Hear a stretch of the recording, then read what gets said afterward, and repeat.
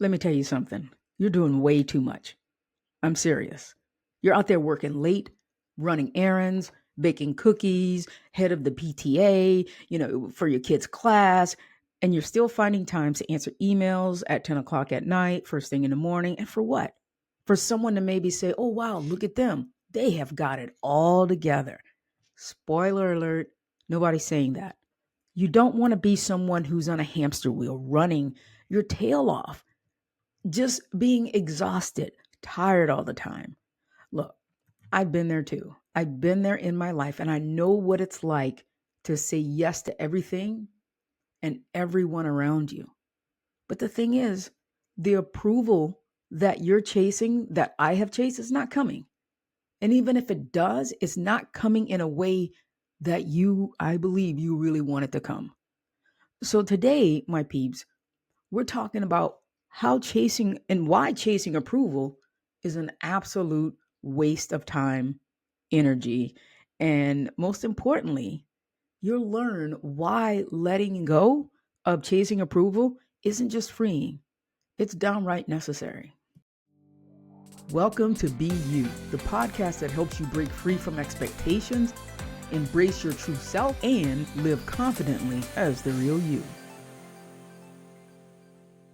What's up, my peep? Happy Podcast Thursday. Happy 2025. So this year on the podcast, this season on the podcast, as you've noticed, maybe some of you have noticed when you clicked on it, I have relabeled it as, rebranded the podcast as Be You. Because what we're looking for this season is how can we step more into the confident, authentic you by reinvention in reverse, peeling away the layers of things that have you showing up inauthentically, have you showing up with a mask, have you showing up in a way that you're seeking approval of other people.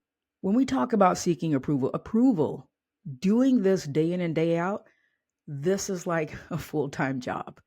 And nobody applied for that job. That job is not on jobs.com. No one has applied for a job where you just spend every waking moment of the day seeking other people's approval. You are maybe someone who's been bending over backwards, saying yes when you absolutely want to say no, stressing over things that don't even matter in the grand scheme of things. What this might look like at work is staying late to make a PowerPoint perfect. Let me tell you something. Nobody's looking at slide number 8 that closely. It may also be that you're thinking, I'm not a team player if I don't stay and do this thing late. I'm not the leader that they want me to be if I don't work all this overtime. I'm not going to get that promotion if I don't exhaust and kill myself. No one's going to recognize that.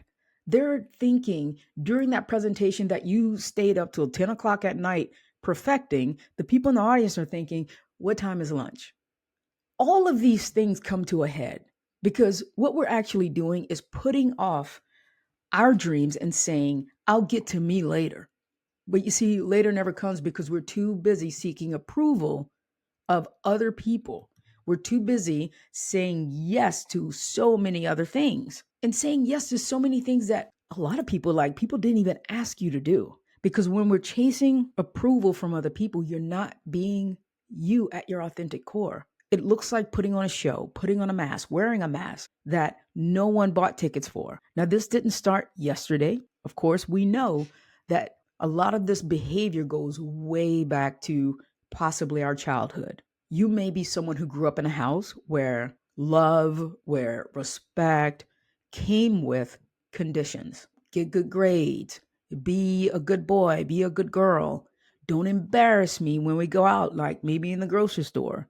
And you learn that being good enough wasn't guaranteed by you just showing up. You actually had to earn it. And you know what? The thing about earning it, because I'm old school, I believe that it's a 50-50 thing because we want to just show up authentically as ourselves and we want to be respectful and earn the respect of other people, but not at our own expense. Because right now in 2025, people are showing up and wanting a trophy and ribbon for 7th place. So that's not what I'm saying either. I mean, you have to earn it. There is a middle ground for being your authentic self, but not expecting handouts. Seventh place is not going to get the prize. If you have been someone that was your paradigm when you grew up, that was your operating system, that was your reality.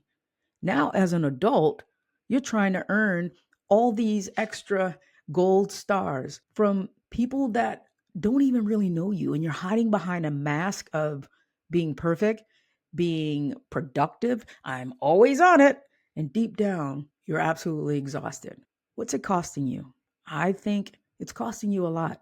I have clients where this is their story, and I know it's costing them a lot. And at work, what it looks like is trading creativity for perfectionism. We hold back ideas because what if it sounds stupid? What if they laugh at me? But guess what? The worst idea in the meeting is having no idea, is having no opinion. And at home, you are always putting yourself at the back of the line. You are losing every bit of the energy that you tried so hard to get when you drank 2 cups of coffee this morning with an extra espresso shot. But then you're still running around doing all the things for your kids who are old enough to do a lot of the things themselves. And you're running around doing all this stuff that you don't really have to do. I believe that seeking all of this approval, putting yourself on the back burner, putting yourself at the back of the line, I believe it silences your dreams. The life from the outside looking in, your life might look good in pictures.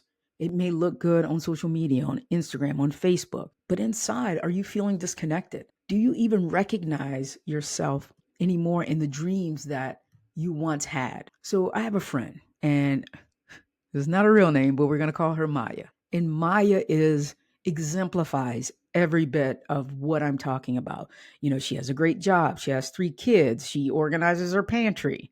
And one day after work, we were hanging out, and she was saying that, that she had worked late because she had a presentation coming up. I mean, this is where this episode, like the motivation for, she had a presentation coming up and she stayed late at work.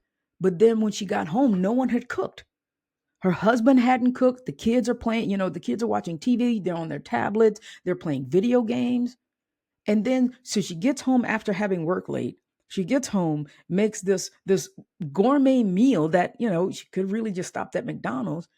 And then her husband had the nerve to say, "Why didn't you make enough so that I could have leftovers?" That's what I'm talking about. Always doing so much extra stuff and seeking approval.